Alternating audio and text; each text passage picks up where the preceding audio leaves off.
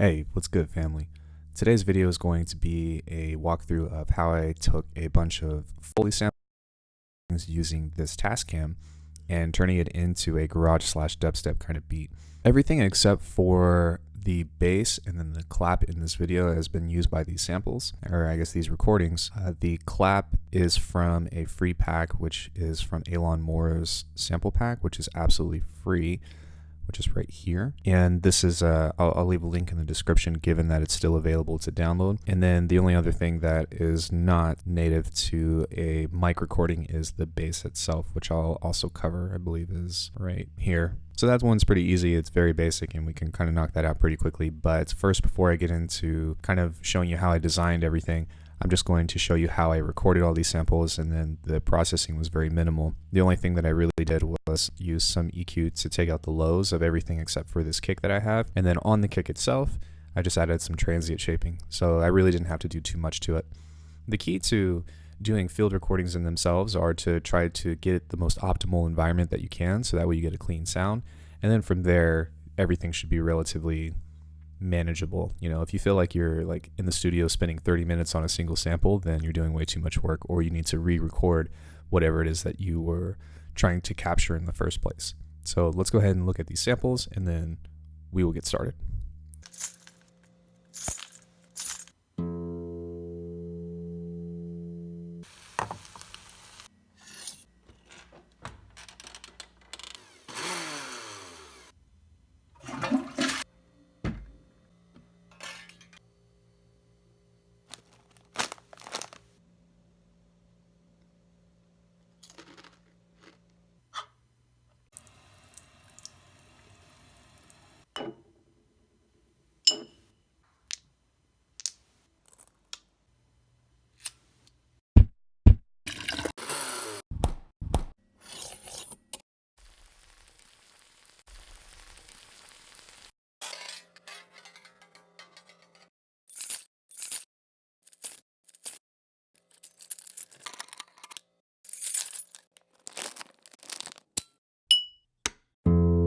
So it only took me about 15 minutes to record all of these out.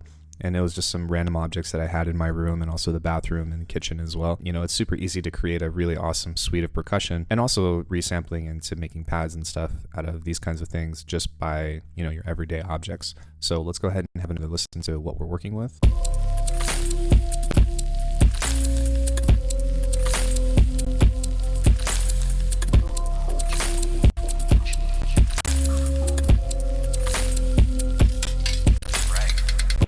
So you might hear it cutting out sometimes. That's from OBS.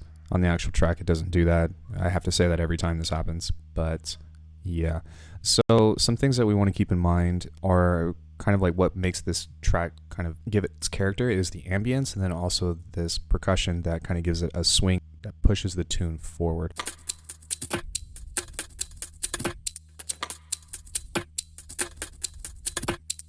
And kind of like that skippy type of, I guess, overhead percussion is kind of one of the most common things within this type of music. And then also like your pads and drones and samples with a lot of reverb. So you have this little hit. And then you have some other things that kind of just layer it to just make it sound a little bit more dreamy or ghostly. So yeah, I'll cover all that here in just a second, but let's start with the top. So the kick is just the little hand drum thing that I did on the desk, and all I've done to that was add some EQ. I didn't even do that. I just kind of turned it down a little bit. On the clap, this is aeonnhp's clap from the Berries pack.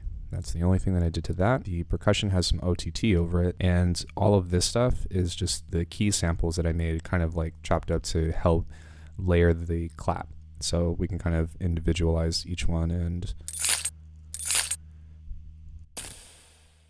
this one just has the lows taken out, and this one has some reverb on it.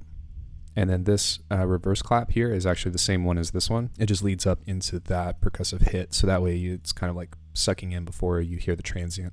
But I didn't want this to be sidechain in this channel, so that's why I have it on its own separate thing. This is the swing kind of like main shuffle, I think would be the best way to describe it. I'm using a little bit of attack on the transient and then turning down the sustain. And let's see, these are actually keys, but I took two samples, or I guess two parts of the sample, and then turned down the transient on them, or I guess shorten the transient of these to create this shuffle. And then I did some processing here that kind of helps make it a little bit more stereo. So we have some saturation. The phaser is going to give it this really cool character, which, let me turn these off. It's very subtle, but you'll hear it more when I turn the OTT on. The delay gives a little bit more metallic feel whenever you are hearing these kind of transients. Sometimes you can make stuff sound like a little bit more thick just by having a really short delay. This is also a common practice on basses as well.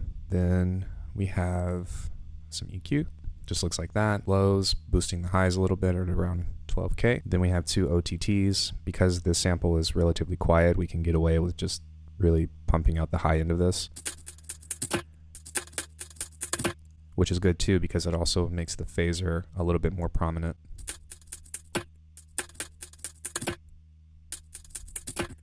The second layer that we have under this is just a fill, which is also keys. The processing is pretty much the exact same thing, except I have some reverb on this. I'm pretty sure that I just duplicated the EQ on this from this one. And this is just kind of serving as a fill in between that kind of leads up into this snare clap thing. And also helps accentuate the shuffle. And then kind of what makes all of this gel together is a consistent offbeat. It sounds like a hi-hat, but it's actually the lighter, and it's just playing on every half beat, and that kind of gives it a little bit of consistency within the entire shuffle. And this kind of like way of designing these patterns can be applied to any genre, but it worked out well in this case.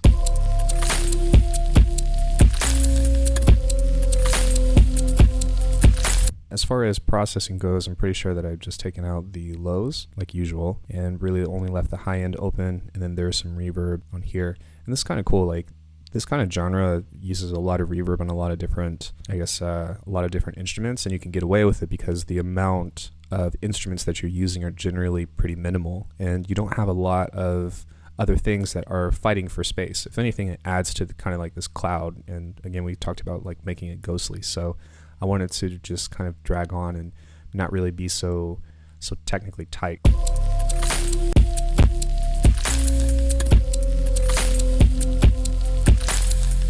The last thing that we have in this percussive section is the blender bottle, and again the processing is super similar to the one up here. I just kind of shortened all the transients and made this little riff.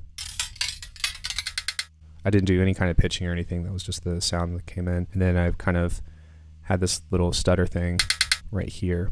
One thing to keep in mind whenever you guys are doing this kinds of stuff is playing with the beats mode and warping. And if you preserve the transients at a beat grid and then turn down the number here, then it will kind of keep everything in time. Because if you have a bunch of stuff that's going on, like let's say you have a bunch of glitch things or whatever, and you want to control it, this will kind of put everything on a grid, and it will only like actually take transients, or it will kind of force transients out of it. So it's a really neat thing. One other thing I forgot to mention was that there's a little bit of swing on these. I just went into the MPC and then dragged and made these settings so that way it swings just a little bit more. You can also, I didn't do it on this one, I did it on this one. You can also use a track delay where you're pushing everything forward or backwards a little bit. That kind of helps create a little bit of offbeat rhythm, and that makes it a little more interesting in my opinion. So yeah, this is just a sizzle, which is from whatever I was cooking. I think it was chicken. And that's kind of serving as like our white noise or vinyl sound. I think that's a really neat replacement for that kind of stuff. That's pretty much it for the percussion.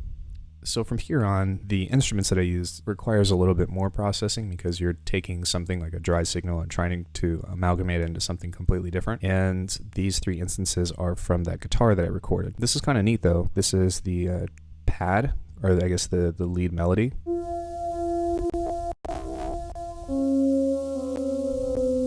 OBS is just crapping out. It's like, no man, we're not doing this right now. So I just loaded the sample into a sampler, made sure that the root note was where it's supposed to be. There is a notch that's right here. It's not doing anything, with a little bit of shaping. And then I have a low pass that's kind of taking all the gritty high end out. This is doing a little bit of sweeping, but it's only kind of staying within this region.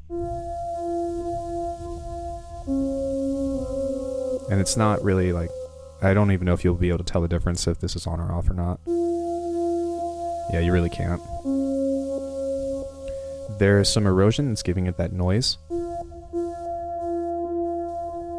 with a little bit of delay, and then some chorus right here. The EQ is to clean it up, which I'm sure is just, yeah, super basic. And then we have our OTT and some reverb. And this is kind of just really long. It's at 3 seconds of almost 50% mix, and that will kind of give it that ghostly. And it still kind of works too, but I like the reverb better. Which is cool because this was an F. I usually tune my guitar to F, and then you just take the first string of it, and then you can make a lot of different stuff with it. In this scenario, it's kind of a similar processing chain. Oh, never mind. It's exactly the same, except I've taken the envelope and just made it a pluck, and then played it at a higher octave. And this is really cool because the more that you make more instruments out of the same sound, the more that it's going to sound like they go together. You know, like I don't know if you guys ever surf for presets on Omnisphere or something, and you're looking for all these things, and you have this sound palette, but everything just sounds like totally, I don't know. It's kind of hard to explain, but if you've been in the game for a little while, you might know what I'm talking about. So yeah, these two are pretty much the same, just the envelope voicing of them. They might be slightly out of tune, but I kind of like that, to be honest. Let me see. So this is going to lead into this one, and what I've done was kind of what I did in the last video, where I've taken an arpeggio. So I've took this, which is just the pluck, and then made a chord arpeggio out of it, and bounced it out to audio, and then reversed it with reverb to create this pad. And the movement is coming from the notch. So there's a full LFO on that, and then it's kind of like sweeping up and down just to create a little bit more ambience. Next up we have our bass, which sounds like this.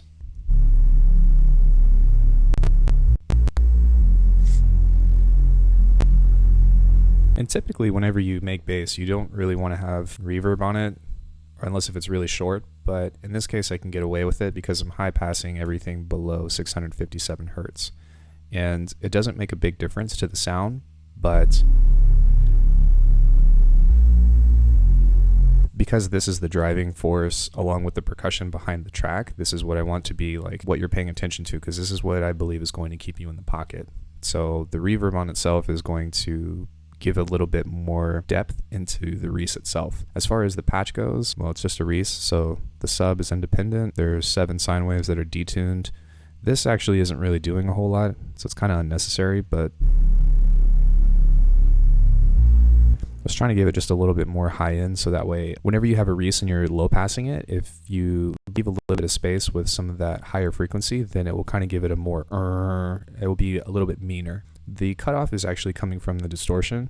The mix is at 99%, and then this is actually just leaving just a little bit open for those low mids to bite through. And then I have some chorus on here. The delay is turned down a little bit, I think. The rate, I think, is default. And then everything is kind of being brought to life with the multiband compression.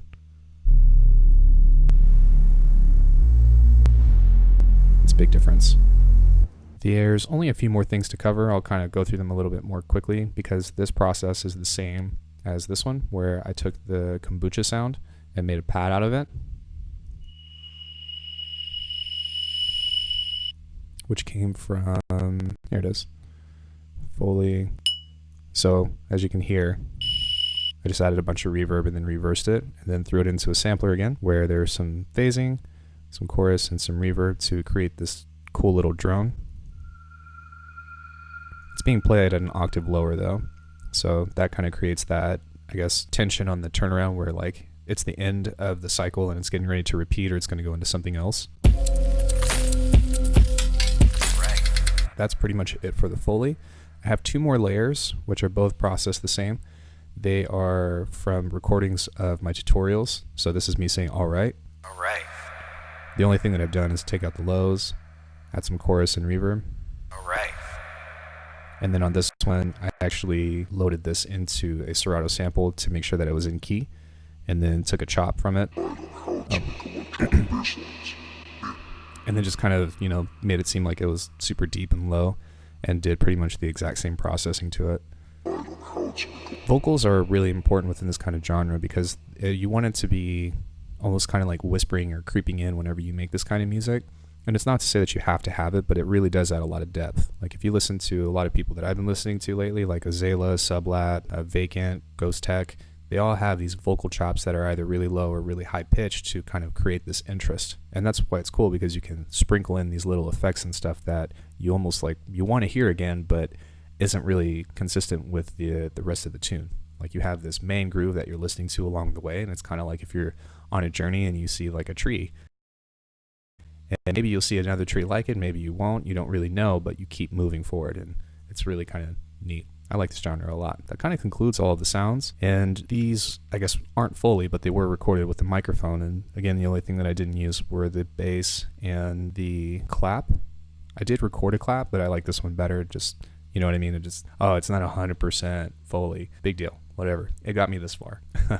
So with all that being said, this project will be available on my Patreon.